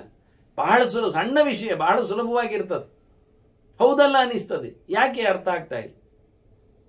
ಆದ್ರಿಂದಲೇ ಭಗವಂತನ ಎಚ್ಚರ ಮಾಡಿಕೊಳ್ಳಿಕ್ಕೋಸ್ಕರ ದೇವರು ಹೇಳ್ತಾನೆ, ಯಾರನ್ನು ಒಪ್ಪಿಕೊಳ್ಳಬೇಡ, ಯಾರು ಹತ್ತಿರ ಇರಬಾರ್ದು. ಇದ್ದಾಗ ಸೆಕ್ಷನ್ ಪೈಪುಗಳಲ್ಲಿ ನೀರು ಜಾಸ್ತಿ ಹೋಗ್ತದೆ, ಮೈನ್ ಪಂಪಿನಲ್ಲಿ ನೀರು ಕೊನೆಗೆ ಬರುವುದೇ ಇಲ್ಲ ಆಗ್ತದೆ, ಬ್ರಾಂಚಸ್ಗಳಲ್ಲಿ ಹೆಚ್ಚು ಹೋಗ್ತದೆ. ಹಾಗೆ ಇವನು ಡೈವರ್ಟ್ ಆಗ್ತಾನೆ, ಇವನ ಶಕ್ತಿ ವ್ಯಯ ಆಗ್ತದೆ, ಪ್ರೀತಿ ತಪ್ಪಿ ಹೋಗ್ತದೆ. ಹಾಗಾಗಿ ಎಲ್ಲವನ್ನು ಮುಚ್ಚಿ ಬರಲಿಕ್ಕೆ ಹೇಳ್ತಾನೆ. ಪ್ರವ್ರಜ್ಯ ಅಂದ್ರೆ ಹಾಗೆ, ಎಲ್ಲವನ್ನು ಬಿಟ್ಟು ಬಾ. ಯಾರನ್ನು ಕಟ್ಟಿ ವಾನಪ್ರಸ್ಥದಲ್ಲಿ ಹೆಂಡತಿ ಹೋಗ್ಲಿಕ್ಕೆ ಇರ್ತದೆ, ಹೋಗ್ಬಹುದು ಬಿಡಬಹುದು ಅಂತ. ಆದರೆ ಇಲ್ಲಿ ನಾವಿವತ್ತು ಇನ್ನು ಮುಂದಕ್ಕೆ ಬಂದಿದ್ದೇವೆ. ಗೃಹಸ್ಥರಲ್ಲಿ ಹೆಂಡತಿ ಇರಬಹುದು ಬಿಡ್ಬೋದು ಅಂದಿದ್ದೇವೆ. ಅದೆಲ್ಲ ಕಾನೂನಿಗೂ ಅದಕ್ಕೆ ಅನುಕೂಲ ಮಾಡಿ ಕೊಡ್ತದೆ. ಅವರು ಎಲ್ಲಿ ಬೇಕಾದ್ರೆ ಇಲ್ಲಿ, ನೀವು ಎಲ್ಲಿ ಬೇಕಾದ್ರೆ ಇರು, ಒಟ್ಟಿಗೆ ಇರಬೇಕಾದ್ರೆ ಅವರ ಪರ್ಮಿಷನ್ ಬೇಕು ಅಂತ ಹೇಳಿಕೊಂಡಿದ್ದೆ. ಅಷ್ಟು ಮುಂದೋಗಿದೆ. ಗಂಡ ಕೇಳುತ್ತಾನೆ ಕಾನೂನಿನಲ್ಲಿ, ನಾನು ಹೆಂಡತಿಯೊಟ್ಟಿಗೆ ಇರಬೇಕು ಅಂತ ಉಂಟು, ಅದು ಅವರ ಹತ್ರ ಕೇಳಿ ಹೋಗಿ ಅಂತಾನೆ. ಅವ್ರು ಬರ್ಲಿಕ್ಕೆ ಬೇಡ ಅಂತಾನೆ. ಹಾಗಾದ್ರೆ ನೀವು ಬೇರೆ ಕೂತ್ಕೊಳ್ಳಿ ಅಂತ. ಎಷ್ಟು ಗಮ್ಮತ್ ಇರ್ತದೆ. ಹಾಗಾದ್ರೆ ನಾನು ಬೇರೆ ಹೆಂಡತಿಯನ್ನು ಮಾಡಿಕೊಳ್ಳುತ್ತೇನೆ, ಅದೆಲ್ಲ ಆಗುವುದಿಲ್ಲ ಕಾನೂನಿನಲ್ಲಿ ಅಂತ. ನೋಡಿ ಈ ಗಮ್ಮತ್ ನೋಡಿ, ಒಂದಕ್ಕೊಂದು ಹಿಡಿಸಿ ಹಾಕುವ ರೀತಿಯವರು. ಈ ನಮೂನೆ ಇಲ್ಲಿ ಅವರು ಹೇಳ್ತಾರೆ, ವಾನಪ್ರಸ್ಥದಲ್ಲಿಯೂ ಹೆಂಡತಿ ಒಟ್ಟಿಗೆ ಇರ್ಲಿಕ್ಕೆ ಬರ್ತದೆ, ಸನ್ಯಾಸದಲ್ಲಿ ಇಲ್ಲ, ಎಲ್ಲ ಬಿಡ್ಲಿಕ್ಕೆ. ಇದನ್ನೇ ದೇವರು ಹೇಳಿದ್ದು ಬಹಳ ಚಂದವಾಗಿ, ವ್ಯಾಸರು ಹೇಳ್ತಾ ಇರುವಂಥದ್ದು. ನೀನು ಕೇಳಿಕೋ, ಚೆನ್ನಾಗಿರುತ್ತೆ, ಇದೆಲ್ಲ ಆಶ್ರಮಕ್ಕಿಂತ ಮೇಲೆ ಕೂತಿದೆ, ಹಾಗಾಗಿ ಎಲ್ಲರನ್ನು ಬಿಟ್ಟು ಬರುವಂತ ತದರ್ಥಮುಕ್ತಂ ಪರಮಾಶ್ರಮಂ ಶೃಣು. ಇದು ಅತ್ಯಂತ ವಿಶಿಷ್ಟವಾದದ್ದು ಅಂತ ತಿಳ್ಕೋ, ಎತ್ತರದಲ್ಲಿ ಉಂಟು ಅಂತ ಅರ್ಥ ಮಾಡಿಕೋ. ಪ್ರಕೀರ್ತ್ಯಮಾನು, ಎಲ್ಲ ಶಾಸ್ತ್ರಗಳು ಇದನ್ನು ಕೊಂಡಾಡ್ತವೆ. ದೇವರು ಈ ಆಶ್ರಮದಲ್ಲಿ ಬೆಲೆ ಉಂಟು ಅಂತ ಹೇಳ್ತಾನೆ, ಇದೇ ಬರಲಿ ಅಂತಾನೆ, ಇದರಲ್ಲೇ ಇರ್ತೇನೆ ಸಿಗ್ತೇನೆ ಅಂತಾನೆ. ಹಾಗಾಗಿ ಅತ್ಯಂತ ಪರಮಂ ಪರಾಯಣಂ, ದೊಡ್ಡವರಿಗೆ ದೊಡ್ಡ ಸೊತ್ತು ಆಶ್ರಯಿಸಲು ಯೋಗ್ಯವಾದದ್ದು ಚತುರ್ಥಾಶ್ರಮ. ಶುಕಾಚಾರ್ಯರು ಮತ್ತೆ ಪ್ರಶ್ನೆ ಕೇಳುತ್ತಾರೆ, ಹಾಗಾದ್ರೆ ಈಗ ಅದರಲ್ಲಿ ಇದ್ದಾನಿಟ್ಕೊಳ್ಳೋ, ವರ್ತಮಾನ ತಥೈವ ಅತ್ರ ವಾನಪ್ರಸ್ಥಾಶ್ರಮೇ ಯಥ. ವಾನಪ್ರಸ್ಥಾಶ್ರಮದಲ್ಲಿ ಹೇಗೆ ಇದ್ದ ಅದೇ ರೀತಿಯಾಗಿ ಸನ್ಯಾಸಾಶ್ರಮದಲ್ಲಿ ಇದ್ದಾನಿಟ್ಕೊಳ್ಳುವ. ನೀವು ಹೇಳಿದ ಹಾಗೆ ಎಲ್ಲವನ್ನು ತೊರೆದುಕೊಂಡು ಬಿಟ್ಟುಕೊಂಡಿದ್ದಾನೆ, ಇರಲಿ, ಭಗವಂತನೆಡೆಗೆ ಚಿಂತನೆ ಮಾಡ್ತಾನೆ. ವಾನಪ್ರಸ್ಥಾನಿಗೂ ಅದೇ ಕಾರಣ ಅಲ್ವಾ? ಮನೆ ಬಿಟ್ಟು ಬಂದದ್ದು ಯಾಕೆ ಅವನು? ಕಾಡಿನಲ್ಲಿ ಮನೆ ಮಾಡ್ಲಿಕ್ಕ? ಹೆಂಡತಿ ಇರಬಹುದು ಬಿಡಬಹುದು ಅಷ್ಟೇ ಹೇಳಿದ್ದು. ಹೆಂಡತಿ ಚಾಕರಿ ಮಾಡಬಹುದು ಅಂತ ಹೇಳಿದ್ದಾನೆ. ಹೆಂಡತಿ ಸತ್ತು ಬರಬಾರದು ಅಂತ ಏನಿಲ್ಲ. ಅಥವಾ ಹೆಂಡತಿ ಅಂತವಳು ಸಹ ಗಂಡ ಸತ್ತ ಬಳಿಕ ವಾನಪ್ರಸ್ಥಾಶ್ರಮವನ್ನು ಸ್ವೀಕಾರ ಮಾಡಬಾರದು ಅಂತೇನೂ ಅಲ್ಲ. ನಡೀತದೆ, ಎರಡೂ ನಡೀತದೆ. ಹಾಗಾಗಿ ವಾನಪ್ರಸ್ಥಾಶ್ರಮದಂತೆಯೇ ದೇವರೆಡೆಗೇ ಮೋರೆ ಹಾಕಿಕೊಂಡು ಭಗವದೆಚ್ಚರವನ್ನೇ ಸಂಪಾದನೆ ಮಾಡ್ತಾ ಒಬ್ಬ ಇದ್ದಾನೆ ಸನ್ಯಾಸಾಶ್ರಮದಲ್ಲಿ. ಇರ್ಲಿ, ಅವನು ಹೇಗೆ ಈಗ ಕರ್ಮ ಮಾಡಬೇಕು? ಯೋಕ್ತವ್ಯಾತ್ಮ, ಅವನು ತನ್ನ ದೇಹವನ್ನು, ಮನಸ್ಸನ್ನು, ಬುದ್ಧಿಯನ್ನು, ಒಟ್ಟಾರೆ ಅವನನ್ನೇ, ಜೀವನನ್ನೇ ಯಾವ ರೀತಿಯಿಂದ ಕೂಡಿಸ್ಲಿಕ್ಕೆ, ಕೆಲಸ ಮಾಡಿಸ್ಲಿಕ್ಕೆ. ಯೋಕ್ತವ್ಯಾತ್ಮ ಕಥಂ ಶಕ್ತಿಯ ಹೋಗ್ಬೇಕಾದ್ದು ಮೋಕ್ಷದೆಡೆಗಲ್ವ, ಪಡಿಬೇಕಾದ ದೇವರನ್ನಲ್ವ. ಅದಕ್ಕಾಗಿ ಪರಂವೈ ಕಾಂಕ್ಷತ ಪದಂ, ಉತ್ತಮವಾದ ಸ್ಥಾನವನ್ನು ಪಡೆಯುವಲ್ಲಿ ಒಬ್ಬ ವಾನಪ್ರಸ್ಥಾಶ್ರಮದಲ್ಲಿ ಇದ್ದಾಗಿ ದೇವರದ್ದೇ ಹುಚ್ಚಿರುವವನಾಗಿ, ವಾನಪ್ರಸ್ಥಾಶ್ರಮದ ನಂತರದಲ್ಲಿ ಆಶ್ರಮವನ್ನು, ಚತುರ್ಥಾಶ್ರಮವನ್ನು, ಸನ್ಯಾಸವನ್ನು ಪಡೆದವನು ತನ್ನ ಮನಸ್ಸನ್ನು, ತನ್ನ ಬುದ್ಧಿಯನ್ನು, ತನ್ನ ದೇಹವನ್ನು, ಒಟ್ಟಾರೆ ತನ್ನನ್ನೇ ಯಾವ ರೀತಿಯಲ್ಲಿ ದುಡಿಸಿಕೊಳ್ಳಲಿಕ್ಕೆ ಉಂಟು. ವ್ಯಾಸರು ಹೇಳ್ತಾರೆ, ಹಂತ ಗೊತ್ತಾಯ್ತಲ್ಲ ಬರುವ ರೀತಿ. ಪ್ರಾಪ್ಯ ಸಂಸ್ಕಾರ ಏತಾಭ್ಯಾಂ ಆಶ್ರಮಾಭ್ಯಾಂ ತತಃಪರಂ ಬ್ರಹ್ಮಚರ್ಯ, ಅಲ್ಲಿಂದ ಆಶ್ರಮವನ್ನು ಬದಲಾಯಿಸುವಲ್ಲಿ ಸಂಸ್ಕಾರಾದಿಗಳ ಆದ ಬಳಿಕ ವಿವಾಹ ಅಂತ ಸಂಸ್ಕಾರ ಅಲ್ವಾ ದೇಹಕ್ಕೆ. ನೋಡಿ, ದೇಹಕ್ಕೆ ಆಗುವಂಥ ಸಂಸ್ಕಾರ ಸಮಾವರ್ತನಾದಿಗಳು ಅಂತ. ಮೊದಲು ಉಪನಯನ ಅಂತ ಆಗುವಾಗ ಅವನಿಗೆ ಬ್ರಹ್ಮಚರ್ಯದ ದೀಕ್ಷೆ ಬಂತು. ಈಗ ಉಪನಯನ ಹೋಗಿ ವಿವಾಹ ಆದಾಗ ಇನ್ನೊಂದು ಆಶ್ರಮವನ್ನು ಪಡೆದ. ಹೀಗೆ ಎರಡು ಆಶ್ರಮಗಳು ಬಂತವನಿಗೆ. ಇಲ್ಲಿಂದ ಮುಂದಕ್ಕೆ ಹೋಗ್ತಾನೆ. ಯತ್ ಕಾರ್ಯಂ ಪರಮಾರ್ಥಾರ್ಥ, ಅತ್ಯಂತ ಎತ್ತರದ ಚಿಂತನೆಗಾಗಿ ಇವನು ಮುಂದಿನ ಹಂತದಲ್ಲಿ ನಡೆಸಿಕೊಂಡ. ಅದನ್ನು ಹೇಳ್ತಾ ಇದ್ದೇನೆ ಕೇಳು. ತದ್ಯೈಕ ಮನಾಶ್ರಣು ತದ್ ಭವಾನ್ ಏವಂ ಅಭ್ಯಸ್ಯ ವರ್ತತಾಂ ಶ್ರೂಯತಾಂ ತತ. ವಾಸ್ತವವಾಗಿ ಮುಂದಿನ ಹಂತ ಹೇಗಿರ್ತದೆ ಕೇಳಿದರೆ, ಎರಡು ಆಶ್ರಮಗಳು ಬ್ರಹ್ಮಚರ್ಯ ಗಾರಸ್ಥ್ಯದಿಂದ ಅವನ ನಿಧಾನಕ್ಕೆ ಮುಂದಕ್ಕೆ ಬಂದ. ಮುಂದಕ್ಕೆ ಬರುವಾಗ ಕಾಷಾಯಾಂಬರಯಿತ್ವಾ ತು ಶ್ರೋಣಿ ಸ್ಥಾನೇಶು ಚ ಸ್ತ್ರೀಷು, ಮೂರನೇ ಹಂತದಲ್ಲಿ ವಾನಪ್ರಸ್ಥಕ್ಕೆ ಬಂದಾಗಲೇ ಅವನಿಗೆ ಕಾಷಾಯದೆಡೆಗೆ ತನ್ನ ಕಲ್ಮಶವನ್ನು ನಿವೃತ್ತಿಗೊಳಿಸುವಲ್ಲಿ ಬಟ್ಟೆಯನ್ನು ಕೆಂಪು ಮಾಡಿಕೊಳ್ಳುತ್ತಾನೆ, ಮನಸ್ಸನ್ನು ಬಿಳಿ ಮಾಡಿಕೊಳ್ಳುತ್ತಾನೆ. ಹೊರಗಿನಿಂದ ಕೆಂಪಿದೆ, ಒಳಗಿನಿಂದ ಸ್ವಚ್ಛತೆ ಇದೆ. ಇಷ್ಟದವರೆಗೆ ಒಳಗಿನಿಂದ ಕಲ್ಮಶ ಇತ್ತು, ಹೊರಗಿನಿಂದ ಸ್ವಚ್ಛತೆ ಇತ್ತು. ಈಗ ತೋರಿಕೆಯಲ್ಲಿ ಇಲ್ಲ, ಸಹಜವಾಗಿದೆ, ನೋಡುಗರಿಗೆ ಮಾತ್ರ ಅಲ್ಲವಾಗಿ ಕಾಣ್ತದೆ. ಹಾಗೆ ಮಾಡಿಕೊಂಡವ 3 ಮೆಟ್ಟಲು ಹತ್ತಿದವ ವಾನಪ್ರಸ್ಥಾಶ್ರಮದೆಡೆಗೆ ಬಂದವ. ಅಲ್ಲಿಂದ ನಿಧಾನಕ್ಕೆ ಆತ 4ನೇ ಆಶ್ರಮಕ್ಕೆ ತೆರಳಬೇಕು. ಅದನ್ನು ಇಷ್ಟಪಡಬೇಕು, ಅದನ್ನು ನಡೆಸಿಕೊಡ್ಬೇಕು. ಅದಕ್ಕೋಸ್ಕರ ಪ್ರವರಜೇಚ್ಛ ಪರಂ ಸ್ಥಾನಂ ಪಾರಿವ್ರಾಜ್ಯಂ. ಹೊರಡಬೇಕು, ತೆರಳಬೇಕು, ಬಿಡಬೇಕು, ತಿರುಗಬೇಕು. ಅತ್ಯಂತ ಉತ್ತಮವಾದಂತಹ ನಮೂನೆ. ಇದನ್ನು ನೀನು ಮಾಡಬೇಕು. ತದ್ಭವಾನೇನು ಅಭ್ಯಸ್ಯ ವರ್ತತಾಂ ಶ್ರೂಯತ ಅಂತ. ಕೇಳು, ಇರು, ಕೇಳು. ಒಮ್ಮೆಲೆ ಆಗುವುದಿಲ್ಲ. ಹಾಗಾಗಿ ಇಲ್ಲಿ ಏನಾಗಬೇಕು ಕೇಳಿದರೆ ಯಾರು ಇರಬಾರದು. ಏಕೆ ವಚರೆ ಧರ್ಮಂ ಸಿದ್ಧಾರ್ಥಂ ಅಸಹಾಯವಾನ್. ಒಟ್ಟಿಗಿದ್ದರೆ ಅವರದ್ದು ಕಾಯಿಲೆ, ಅವರ ರಾಗ ಅವೆಲ್ಲ ನಮಗೂ ಕಾಣ್ತದೆ. ರಾಗ ರೋಗಗಳೆಲ್ಲ ಯಾರು ಇರಬಾರ್ದು, ಒಬ್ಬನೇ ಹೋಗ್ಬೇಕು. ಹೋಗುವುದಿದ್ದರೆ ಎಲ್ಲರನ್ನು ಕರ್ಕೊಂಡು ಹೋಗಲಿಕ್ಕೆ ಬರುವುದಿಲ್ಲ. ಎಲ್ಲರನ್ನು ಕರ್ಕೊಂಡು ಹೋದ್ರೆ ಅದು ಸಂಸಾರವೇ ಅನಿಸದೆ ಸನ್ಯಾಸ ಅನಿಸುವುದಿಲ್ಲ. ಹೇಗೆಯವ ಚೊರೆಯಿತು. ಒಬ್ಬನೇ ಚಿಂತನೆಯನ್ನು ನಡೆಸಲಿಕ್ಕೆ, ಒಬ್ಬನೇ ತಿರುಗಲಿಕ್ಕೆ, ಒಬ್ಬನೇ ನಡೆಸಲಿಕ್ಕೆ ಧರ್ಮವನ್ನು. ಏಕಶ್ಚರತಿಯ ಪಶ್ಯನ್ ನಜಹಾತಿ ನದೀಯತೆ. ಒಬ್ಬನೇ ಇದ್ದಾಗ ಅವನು ಯಾರನ್ನು ಬಿಟ್ಟಿರುವುದಿಲ್ಲ, ಅವನನ್ನು ಯಾರು ಬಿಡುವುದಿಲ್ಲ. ಇದು ಹೊರಗಿನಿಂದ ಆಗುವ ಕಥೆ ಅಲ್ಲ, ಒಳಗಿನಿಂದ. ಎಲ್ಲವನ್ನು ತೊರೆದವನಿಗೆ ಭಗವಂತ ಎಲ್ಲವೂ ಆಗಿ ಸಿಗ್ತಾನೆ. ಎಲ್ಲವನ್ನು ಹಿಡಿದವನಿಗೆ ದೇವರು ಯಾವುದೂ ಆಗದೆ ಬರ್ತಾನೆ. ಹಾಗಾಗಿ ಒಬ್ಬನೇ ಇದ್ದಾಗ ಭಗವಂತನನ್ನು ಕಾಣಲಿಕ್ಕೆ ಸಿಗ್ತದೆ. ಬೇಕಾದಷ್ಟೊತ್ತು ದೇವರನ್ನು ಇಟ್ಟುಕೊಳ್ಳಿಕ್ಕೆ ಆಗ್ತದೆ. ಯಾರನ್ನು ಬಿಡುವುದಿಲ್ಲ ಅವನು. ದೇವರನ್ನು ಹಿಡಿದವನು ಯಾರನ್ನು ಬಿಟ್ಟಾಗ ಆಗುವುದಿಲ್ಲ. ಎಲ್ಲ ಇಡೀ ಜಗತ್ತು ದೇವರಲ್ಲೇ ಉಂಟು. ಹಾಗಾಗಿ ಅವನು ಬೆಂಕಿಯನ್ನು ಬಿಡಬೇಕು, ಮನೆಯನ್ನು ತೊರಿಬೇಕು, ಮಠವನ್ನು ದೂರ ಇಡಬೇಕು, ಮಂದಿಯನ್ನು ಮಾತಾಡಿಸ್ಲಿಕ್ಕಿಲ್ಲ. ಅನಗ್ನಿಹಿ ಅನಿಕೇತಶ್ಚ. ಮನೆ ಇಲ್ಲ, ಆಹುತಿಗೊಳ್ಳಿಕ್ಕೆ ಇಲ್ಲ. ಗ್ರಾಮಂ ಅನ್ನಾರ್ಥಂ ಆಶ್ರಯೇತ್. ಊರಲ್ಲಿದ್ದಾನೆ, ಯಾಕೆ ಊಟಕ್ಕಾಗಿದ್ದಾನೆ, ಎಲ್ಲಿಯೋ ಭಿಕ್ಷೆಗೆ ನಿಲ್ತಾನೆ, ತಗೊಂಡು ಹೋಗ್ತಾನೆ. ಅದು ಇಡೀ ದಿನ ಇರುವುದಿಲ್ಲ. ಅಶ್ವಸ್ತನ ವಿಧಾತ ಸ್ಯಾತ್. ನಾಳೆಗೆ ಎಂದು ಏನಿಲ್ಲ. ಊಟ ಇವತ್ತಿಗೆ, ಜಾಗ ಇವತ್ತಿಗೆ. ಇದು ಒಳ್ಳೆ ಜಾಗ ಇದೆ, ನಾಳೆ ಇಲ್ಲೇ ಮಲಗುವ, ಇಲ್ಲವೇ ಇಲ್ಲ. ದೊಡ್ಡ ಊರಾದ್ರೆ 3 ದಿನ ಒಂದು ಕಡೆ ಇರಬಹುದು. ಊರಲ್ಲಿ ಕಡೆ ಒಂದೇ ಅಲ್ಲ, ಮುಂದೋಗ್ತಾ. ಸಣ್ಣ ಊರಾದ್ರೆ ಒಂದೇ ದಿನ ಹೋಗಿ ಆಗ್ತದೆ. ನಾಳೆ ಅಲ್ಲಿ ಇಲ್ಲ. ಹಾಗಾಗಿ ನಾಳೆ ಎಲ್ಲಿ ಅಂತ ಗೊತ್ತಿಲ್ಲ. ಅವ ನಾಳೆಗೇನು ಮಾಡಲಿಲ್ಲ, ಪ್ಲಾನ್ ಇಲ್ಲ ಅವನಲ್ಲಿ. ಯಾರಾದ್ರೂ ನಾಳೆ ಎಂತದ್ದು ಕೇಳಿದ್ರೆ ನಾಳೆ ಗೊತ್ತಿಲ್ಲ, ನಾಳೆ ಎನ್ನುವುದನ್ನು ಗೊತ್ತಿಲ್ಲದೆ ಬದುಕುವುದು ಅಂದ್ರೆ ಸನ್ಯಾಸದಲ್ಲಿ. ನಾಳೆಯನ್ನು ನಿರೂಪಿಸಲಿಕ್ಕೆ ಇಲ್ಲ, ಗೊತ್ತಿಲ್ಲಲ್ಲ, ನಿರೂಪಿಸುವುದೇ ಇಲ್ಲ. ನಾಳೆ ನಾನು ಹೇಳ್ತೇನೆ, ಮಾಡ್ತೇನೆ, ನೋಡ್ತೇನೆ, ಬರ್ತೇನೆ ಎನ್ನುವುದೇ ಇಲ್ಲ. No commitments. ನಾಳೆಯ ಕಥೆಯೇ ಇವನಿಗಿಲ್ಲ. ಆ ರೀತಿಯಾಗಿ ಮುನಿಭಾವ ಸಮನ್ವಿತ, ಅತ್ಯಂತ ಮೌನ, ಋಷಿಗಳ ಹಾಗೆ ಮನಸ್ಸು, ಆ ರೀತಿಯಾದ ತುಂಬಿದ ಭಕ್ತಿ, ಅಂತಹ ಒಂದು ಧರ್ಮಗಳು ಅವನಲ್ಲಿದೆ. ಪ್ರಣವದ ಚಿಂತನೆಯಲ್ಲಿ ಅವನು ಕೇಳಬೇಕಾಗ್ತದೆ. ಅದಕ್ಕೋಸ್ಕರ ಲಘ್ವಾಶಿ, ನಿಯತಾಹಾರ, ಕಮ್ಮಿ ತಿನ್ನಲಿಕ್ಕೆ, ವ್ಯವಸ್ಥಿತವಾಗಿ ತಿನ್ನಲಿಕ್ಕೆ, ಸಿಕ್ಕಿದಂತೆ ಮುಕ್ಕುವುದು ಅಲ್ಲ, ಅದೊಂದು ವ್ಯವಸ್ಥೆ ಉಂಟು. ಸಕೃದನ್ನ ನಿಷೇವಿತ, ಒಮ್ಮೆ ಊಟ ಮಾಡಲಿಕ್ಕೆ, ಮತ್ತೆ ಇಲ್ಲ ಊಟ ತಿನ್ನಲಿಕ್ಕೆ, ತಿನ್ನಲಿಕ್ಕೆ ಇಲ್ಲ, ಊಟ ತಿನ್ನಲಿಕ್ಕೆ ಇಲ್ಲ. ಕಪಾಲಂ ವೃಕ್ಷ ಮೂಲಾನಿ ಕುಚೇಲಂ ಅಸಹಾಯತ. ಇದೆಲ್ಲ ಅವನ ಧರ್ಮಗಳು, ಲಕ್ಷಣಗಳು, ಚಿಂತನೆಗಳು. ಕೈಯಲ್ಲಿ ತಟ್ಟೆ, ಭಿಕ್ಷಾಪಾತ್ರೆ, ಜಪಕ್ಕೊಂದು ಗಿಂಡಿ, ಕಮಂಡಲು, ಅದರೊಟ್ಟಿಗೆ ಎಲ್ಲಿದ್ದಾನೆ, ಮರದ ಬುಡದಲ್ಲಿ ಇರುವುದು, ಮರದ ಮೂಲೆ, ಯಾರು ಜನ ಇಲ್ಲ, ಯಾವನೊಬ್ಬನೂ ಇಲ್ಲ. ಬಟ್ಟೆ ನೋಡಲಿಕ್ಕೆ ಭಯಂಕರ ಪರ್ಕಟಿ ಇರ್ತದೆ, ಏನು ಒಳ್ಳೆ ಬಟ್ಟೆ ಅಲ್ಲ. ಇನ್ಯಾರು ಬಟ್ಟೆಗೋಸ್ಕರ ಅವನನ್ನು ಕದಿಯುವುದೂ ಇಲ್ಲ, ಬಟ್ಟೆಯನ್ನು ಕದಿಲಿಕ್ಕಿಲ್ಲ.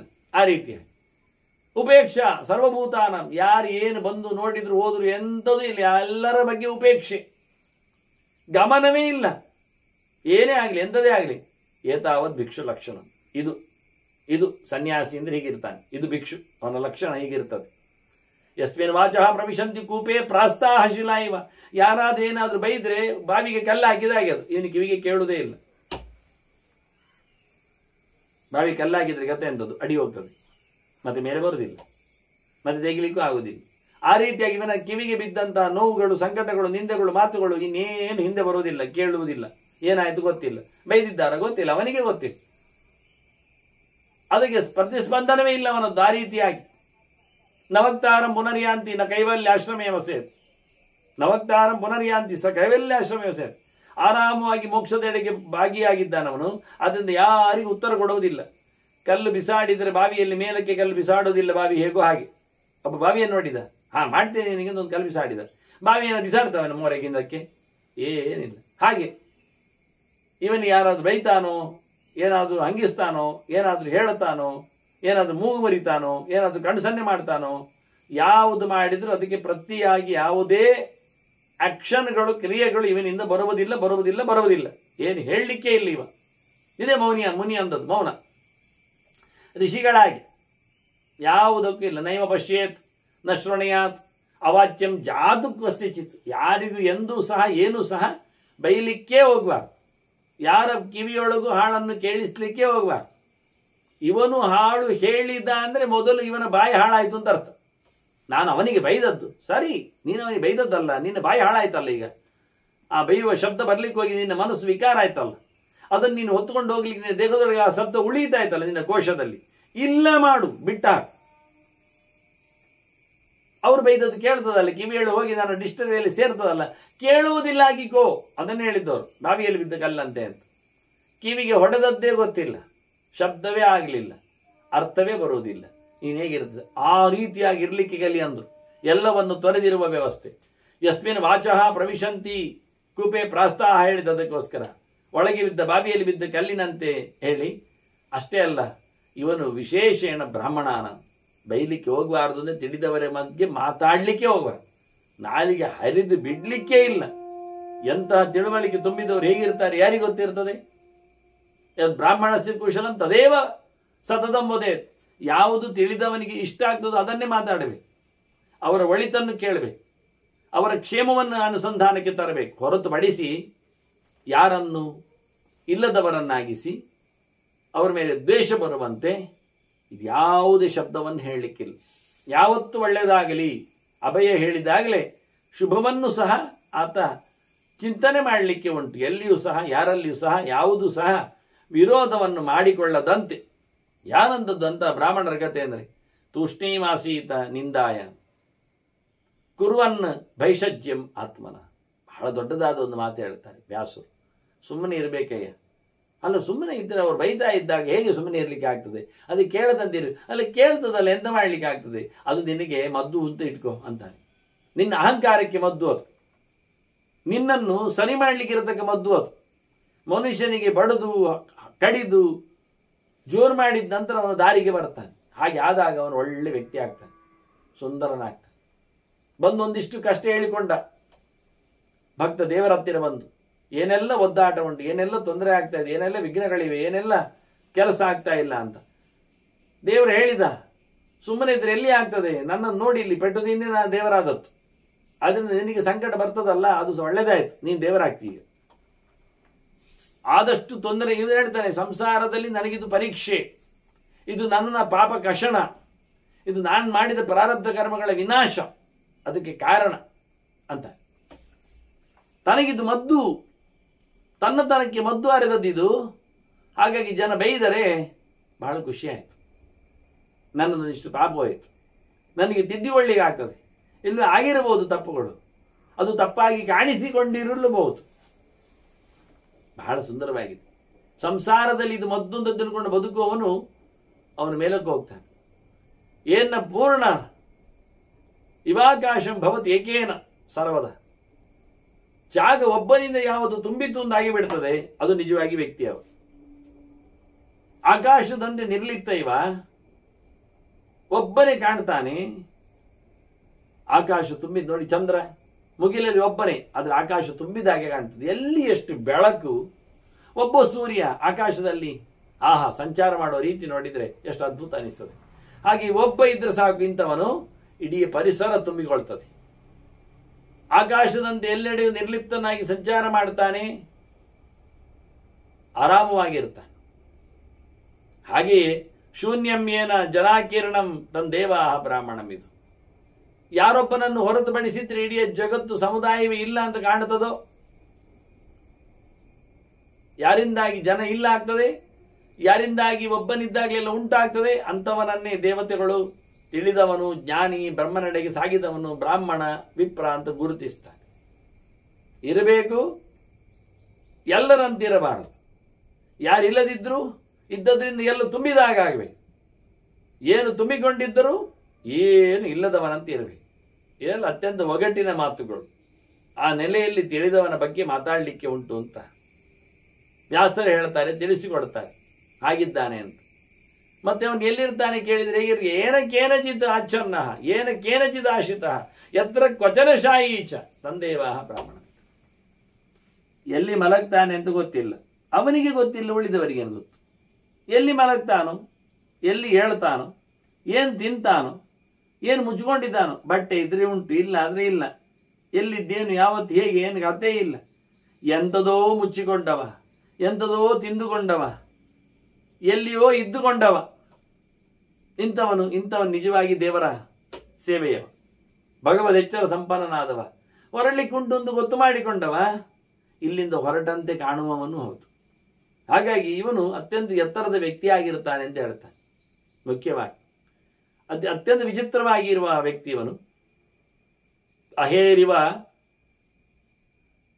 ಭೀತಃ ಸಕಾಶಾತ್ ಜನರ ಜಂಗುಳಿ ಗಣಾತ್ ಭೀತಃ. ಹಾವು ಜನ ಸಮುದಾಯ ಸೇರಿದರೆ ಓಡ್ತದೆ, ಹೆದರಿಕೆ ಆಗ್ತದೆ, ಅದಕ್ಕೆ ಇನ್ನಷ್ಟು ಜಾಸ್ತಿ ಜನ ಸೇರಿದಾಗೆ ಕಾಣುತ್ತದೆ. ಹಾಗಾಗಿ ಹಾವು ತಪ್ಪಿಸಿಕೊಂಡು ಹೋಗುವಂತೆ ಜನರನ್ನು ಇವ ಜನರ ಜಂಗುಳಿಯನ್ನು ತಪ್ಪಿಸಿಕೊಂಡು ಹೋಗ್ತಾನೆ, ಕಾಣೋದಿಲ್ಲ ಯಾರಿಗೆ. ಹಾವು ಹೆದರಿ ತಪ್ಪಿಸಿಕೊಂಡು ಮಂದಿ ಎಡೆಯಲ್ಲಿ ಜಾರಿಕೊಂಡು ಹೋದಾಗೆ ಇವನು ಯಾರಲ್ಲಿಯೂ ಇರುವುದಿಲ್ಲ, ಎಲ್ಲಿಯೂ ಕಾಣುವುದಿಲ್ಲ, ಜನಸಮುದಾಯದಲ್ಲಿ ಇವ ತಪ್ಪಿಸಿಕೊಂಡು ಹೋಗಿರ್ಬಿದ್ದಾನೆ. ಅದರಂತೆ ಸನ್ಮಾನ ಮರಣಾದಿವ. ಯಾರಾದ್ರೂ ಏನಾದ್ರು ಸನ್ಮಾನ ಮಾಡ್ತಾರೆ ಅಂತಾದ್ರೆ ನನ್ನನ್ನು ಕೊಂದೇ ಬಿಡ್ತಾರೆ ತಿಳ್ಕೊಳ್ಬೇಕು ಅವನು. ಇದು ಸಾವು, ತನ್ನತನದ ಸಾವು, ತನ್ನ ಹೆಗ್ಗಳಿಕೆಯ ನೋವು, ತನ್ನನ್ನು ಅನುಸರಿಸಿ ಬಂದವರ ಇದು ಕೊನೆಯ ಶಾಂತಿ ಅನ್ನೋ ನೆಲೆಯಲ್ಲಿ ಆತ ಹೊರಡಬೇಕು ಅಲ್ಲಿಂದ. ಅದನ್ನು ಇಷ್ಟಪಡುವುದಲ್ಲ. ನನಗೆ ತಿಥಿ ಮಾಡ್ತಾರೆ ಅಂತ ತಿಳ್ಕೊಳ್ಬೇಕು ಅವರು ಮಾಡತಕ್ಕಂತಹ ಕತೆ ನೋಡಿದಾಗ. ಹಾಗೆ ಯಾರು ಹೆದರ್ಕೊಳ್ತಾರೆ, ಸನ್ಮಾನಕ್ಕೆ ಹೆದರಿಕೊಳ್ಳುವವ, ಹಾವಿನಂತೆ ಜನಸಮುದಾಯದಿಂದ ದೂರ ಓಡುವವ ಅಂದ್ರೇನಾಯ್ತು, ಸಭೆಗೇ ಬರುವುದಿಲ್ಲ, ಸಭೆಯಲ್ಲಿನ ಯಾವುದೇ ಗೌಜಿಗಳಿಗೆ ಸೇರುವುದೇ ಇಲ್ಲ. ಈ ರೀತಿಯಾಗಿರತಕ್ಕಂತಹ ನಂಟಿಲ್ಲದ ಬದುಕು ಬಹಳ ಅದ್ಭುತವಾದ ರೂಪ ಅನಿಸಿದೆ ಇವನಿಗೆ. ಅದರಂತೆ ಕುಣಬಾದಿವ ಸ್ತ್ರೀಭ್ಯಶ್ಚ. ಅಂತೂ ಹೆಣ್ಮಕ್ಕಳ ಕಣ್ಣಿಗೆ ಸಿಕ್ಕಿದಾಗ ಇವ ಹೆಣದಂತೆ ಇರ್ತಾನಂತೆ, ಅಥವಾ ಹೆಣಕ್ಕೆ ಕಂಡಾಗ ಇವನ ಯೋಚನೆ, ಹೆಣವನ್ನು ಕಂಡಾಗ ಹೇಗಿರ್ತದೆ ಹಾಗೆ. ಹಣ ಇದೆ, ಬಾಯಿ ಬಿಡುವಂತಿಲ್ಲ, ಅವುಗಳು ತಮಗೆ ಬೇಕಾಗಿವೆ, ಸಿಕ್ಕುಕೊಡ್ತದೆ ಅಂತಲ್ಲ, ಕೇವಲ ಇದು ದೇಹ ಮಾತ್ರ. ಯಾವುದೇ ಧರ್ಮಗಳು ಇಲ್ಲಿಲ್ಲ. ಅಲ್ಲಿ ಎತ್ತರಗಳು, ತಗ್ಗುಗಳು, ಆಸೆಗಳು, ಆಕಾಂಕ್ಷೆಗಳು, ರೂಪಗಳು, ವೈಯಾರಗಳು ಇದ್ಯಾವುದು ಇಲ್ಲದಂತ ಹೆಣ. ಹಾಗೆ ಕಾಣಲಿಕ್ಕೆ, ಹಾಗಿರ್ಲಿಕ್ಕೆ, ಹಾಗೆ ಎದುರುಗೊಳ್ಳಿಕ್ಕೆ ಅವನು. ಮತ್ತೆ ಹೇಗೆ ಹೆಣ ಬಂದರೆ ಮಡಿವಂತರಿಗೆ ಆಗುವುದಿಲ್ಲವೋ, ಮುಟ್ಟುವಂತಿಲ್ಲವೋ, ದೂರಕ್ಕೆ ಇರಬೇಕು. ವೈದ್ಯ ವಿಜ್ಞಾನದಲ್ಲಿ ಅಲ್ಲಿರತಕ್ಕಂಥ ಡಿಕೋಪೋಸಿಂಗ್ ಇಂದ ಏನೊಂದು ತೊಂದರೆಗಳಾಗಲಿಕ್ಕೆ ಸಾಧ್ಯ ಉಂಟು, ಆ ರೀತಿಯಾಗಿ ಮಾನಸವಾದ ಕ್ಷೋಭೆಗೆ, ದೈಹಿಕವಾದ ಮೈಲಿಗೆಗೆ ಕಾರಣವಾಗುವಂತೆ ಹೆಣ್ಣುಗಳು ಅಂದಾಗ ಈತ ಬಹಳ ದೂರದಲ್ಲಿ ಇರಬೇಕಾದ್ದು ಸನ್ಯಾಸಿಯ ಲಕ್ಷಣ. ಬಹಳ ಅಪರೂಪವಾದಂಥ ಕೆಲವು ಮಾತುಗಳನ್ನು ಹೇಳ್ತಾರೆ. ಇಂಥವನ್ನೇ ನಿಜವಾಗಿ ಬ್ರಾಹ್ಮಣ ಅಂತ, ಅಂದ್ರೆ ದೇವರೆಡೆಗೆ ಸಾಗಿದ್ದಾನೆ ಅಂತ. ಇಲ್ಲಾಂದ್ರೆ ಅವನಿಗೆ ಹೆಣ್ಣು ನೋಡಿದಾಗ ಮರುಳನಾಗ್ತಾನೆ ಅಂತಾದ್ರೆ ಅವನಿಗೆ ದೇವರು ಎಲ್ಲಿ ಸಿಗ್ತಾನೆ? ಮತ್ತು ಕೊನೆಗೆ ಅದೇ ಹೇಳಿಯಾನು, ಇದೇ ದೇವರು ಅಂದಾನು. ದುಡ್ಡೇ ದೇವರು ಅಂತಾರೆ ಕೆಲವರು, ಮಕ್ಕಳೇ ದೇವರು ಅಂತಾರೆ ಕೆಲವರು, ವೃತ್ತಿಯೇ ದೇವರಂತಾರೆ ಕೆಲವರು. ಹಾಗೆ ಇದು ಯಾವುದು ಅಲ್ಲಾಗುವಾಗ ಅವನು ದೇವರಾಗ್ತಾನೆ ಅಂದುಕೊಳ್ಳಿಕ್ಕೋಸ್ಕರ ಬಹಳ ಸುಂದರವಾಗಿ ಇನ್ನೂ ಅನೇಕ ಮಾತುಗಳಲ್ಲಿ ಸನ್ಯಾಸಿಯ ಗುಟ್ಟನ್ನು, ಅವನ ಗಟ್ಟಿತನವನ್ನು, ಅವನ ಹೆಗ್ಗಳಿಕೆಯನ್ನು ವ್ಯಾಸರು ಶುಕನಿಗೆ ಹೇಳುತ್ತಾರೆ. ಯಾಕೆಂದ್ರೆ ಶುಕನಿಗೆ ಒಂದು ಕಿವಿ ಮಾತು ಹೇಳಿದ್ರು ಅವರು, ನೀನಾಗು ಅಂತ, ನೀನು ಹೀಗಿರ್ಲಿಕ್ಕೆ ನೋಡು, ಅಭ್ಯಾಸ ಮಾಡು, ಅಭ್ಯಸ್ಯ ವರ್ತತಾಂ ಶ್ರೂಯತಾಂ ಅಂತಾರೆ. ಕೇಳಿಕೋ ಚೆನ್ನಾಗಿ, ಹಾಗಿರ್ಲಿಕ್ಕೆ ನೋಡು, ಅಭ್ಯಾಸ ಮಾಡು, ಮತ್ತು ಪುನಃ ಕೇಳು. ಅಭ್ಯಾಸ ಆದಾಗ, ಇರ್ಲಿಕ್ಕೆ ಹೋದಾಗ ಮತ್ತೆ ಕೇಳಲಿಕ್ಕೆ ಬರ್ತದೆ, ಇನ್ನೆಂತ ಮಾಡು, ಇನ್ನೇಗಿರ್ಲಿ ಅಂತ ಸಿಕ್ಕಿಬೀಳಲಿಕ್ಕೆ ಆಗ್ತದೆ. ಹಾಗಾಗಿ ಬಹಳ ಸುಂದರವಾಗಿ ಇರಲಿಕ್ಕೆ ಅತ್ಯಂತ ಪರಮೋಚ್ಚವಾದ, ಅದಕ್ಕೆ ಸನ್ಯಾಸ ಅಂತ ಹೆಸರು. ಅಂದರೆ ದೇವರಲ್ಲಿ ತನ್ನನ್ನು ಪ್ಲೆಡ್ಜ್ ಮಾಡುವುದು ಅಂತ ಅರ್ಥ, ಇಟ್ಟು ಬಿಡುವುದು ಅಂತ ಅರ್ಥ. ಭಗವಂತನಿಗೆ ತನ್ನನ್ನು ಸಮರ್ಪಿಸಿಕೊಳ್ಳುವಂಥದ್ದನ್ನು ಸನ್ಯಾಸ ಅಂತಾರೆ. ತ್ಯಾಗ ಅಂದರೆ ಲೋಕವನ್ನು ತ್ಯಾಗ ಮಾಡುವುದು ಅಂತಾರೆ. ಎಲ್ಲ ಲೋಕವಾರ್ತೆಗಳ ಲೋಕ ವೃತ್ತಾಂತಗಳ ತ್ಯಾಗವನ್ನು ತ್ಯಾಗ ಅಂದರು. ಸನ್ಯಾಸ, ತ್ಯಾಗ ಇದರೆಲ್ಲದರ ಸ್ವಲ್ಪ ಡಿಸ್ಟೆನ್ಸನ್ನು, ಅಂತರವನ್ನು, ಭೇದವನ್ನು ಬಹಳ ಅದ್ಧೂರಿಯಾಗಿ ಕೃಷ್ಣ ತನ್ನ ಮಾತಿನಲ್ಲಿ ಹೇಳಿದ್ದ. ಕೃಷ್ಣನ ಮಾತುಗಳು ಅದು ರಣಾಂಗಣದ ಆರಂಭದಲ್ಲಿ ಬಂದೋದವುಗಳು. ಇಲ್ಲಿ ಮತ್ತೆ ಧರ್ಮರಾಜ ಕೇಳಿಕೊಳ್ಳಿಕ್ಕೆ ನಿಂತಾಗ ಅನೇಕ ಕೃಷ್ಣನ ಮಾತುಗಳ ಓಘಗಳು ವಾಸ್ತವವಾಗಿ ಭೀಷ್ಮನೊಳಗೆ ನಿಂತು ಕೃಷ್ಣನೇ ಮಾತಾಡಿಸ್ತಾ ಇರೋದ್ರಿಂದ ಅದೇನು ಹೊಸತಲ್ಲ. ಹೀಗಾಗಿ ನಡುವೆ ಭೀಷ್ಮರು ಸಹ ಕೆಲವೊಮ್ಮೆ ಇಂಥ ಮಾತುಗಳನ್ನು ವ್ಯಾಸರು ಹೇಳುತ್ತಾರೆ. ಈ ರೀತಿಯಾಗಿ ಶುಕನ ಪ್ರಶ್ನೆ ಕೇಳಿದ್ದಾನೆ ಅಂತ ಹೇಳ್ತಾನೂ ಇದ್ದಾರೆ. ನೇರ ವ್ಯಾಸರ ವಾಕ್ಯಗಳೇ ಇಲ್ಲಿ ಬರ್ತಾ ಇವೆ. ಈ ರೀತಿಯಾದಂತಹ ಚಿಂತನೆಯನ್ನು ಧರ್ಮರಾಜ ತನ್ನ ಮನಃಶಾಂತಿಗಾಗಿ, ಸಮಾಧಾನಕ್ಕಾಗಿ ಕೇಳಿಕೊಳ್ತಿದ್ದ ಎನ್ನುವುದನ್ನು ಜನಮೇಜಯನಿಗೆ, ಸರ್ಪಸತ್ರದಲ್ಲಿ ಕೂತವನಿಗೆ ವೈಶಂಪಾಯನರು ತಿಳಿಸಿಕೊಡ್ತಾ ಇದ್ದಾರೆ. ಅನೇಕ ತಿಂಗಳುಗಳ ಕಾಲದಲ್ಲಿ ಆದಂತಹ ಸರ್ಪಸತ್ರ ಅದು. ಹಾಗಾಗಿ ಅನೇಕ ವಿಚಾರಗಳ ಮೆಲುಕು ಅಲ್ಲಿ ಆಗಿದೆ. ಅದನ್ನು ಹೊತ್ತುಕೊಂಡು ಹೋಗಿ ಮತ್ತಲ್ಲಿ ಕೂತವ ಉಗ್ರಶ್ರವಸ ಸೂತ, ವ್ಯಾಸರ ಮಗನಾಗಿ ಬಂದ ರೋಮಹರ್ಷಣನ ಮಗವ, ಬಲರಾಮನಿಂದ ಪರಿಪೂರ್ಣವಾದಂತಹ ಹೇಳುವಿಕೆಯ ಸಾಮರ್ಥ್ಯವನ್ನು ಅನುಗ್ರಹಮುಖವಾಗಿ ಪಡೆದವ ಆತ ಅದನ್ನು ಮತ್ತೆ ಹೊತ್ತುಕೊಂಡು ಹೋಗಿ ಜನಮೇಜಯನಿಗೆ ಹೇಳುವಾಗ ವೈಶಂಪಾಯನರು ಕೊಟ್ಟ ಬಳುವಳಿಯನ್ನು ನೈಮಿಷಾರಣ್ಯದಲ್ಲಿ ಶೌನಕರಿಗೆಲ್ಲ, ಅಲ್ಲಿನ ಸೇರಿದ 16,000 ವಿದ್ಯಾರ್ಥಿಗಳಿಗೆಲ್ಲ ಬೋಧನೆ ಮಾಡಿದ್ದಾನೆ. ಅಂತ ದೊಡ್ಡದಾದ ಸೊತ್ತು ವ್ಯಾಸರ ಮಹಾಭಾರತ. ಮತ್ತೆ ಅದು ನಮ್ಮ ಚಿಂತನೆಯಲ್ಲಿ ಎಲ್ಲ ಕತೆ ಮುಗಿದರೂ ಇತ್ತ ಸಂಗ್ರಹ ಚರಿತೆ ಓಡಿ ಬರ್ತಾ ಇದ್ದರೂ ನಡುವೆ ಶಾಂತಿ ಪರ್ವದ ಪ್ರವಾಹ ಅದು ನಿರಂತರ ಆಗ್ತಾ ಇದೆ. ಇನ್ನು ಮುಂದಕ್ಕೆ ವ್ಯಾಸರು ಕೊಟ್ಟ ಬ್ರಾಹ್ಮಣ ಧರ್ಮದ, ಸನ್ಯಾಸ ಧರ್ಮದ ಇನ್ನೂ ಕೆಲವು ಮಾತುಗಳನ್ನು ಮತ್ತೆ ಮೆಲುಕು ಹಾಕುವ ವಂದನೆಗಳೊಂದಿಗೆ ಶ್ರೀಕೃಷ್ಣಾರ್ಪಣಸ್ತು. ನಾರಾಯಣ ನಾರಾಯಣ ನಾರಾಯಣ.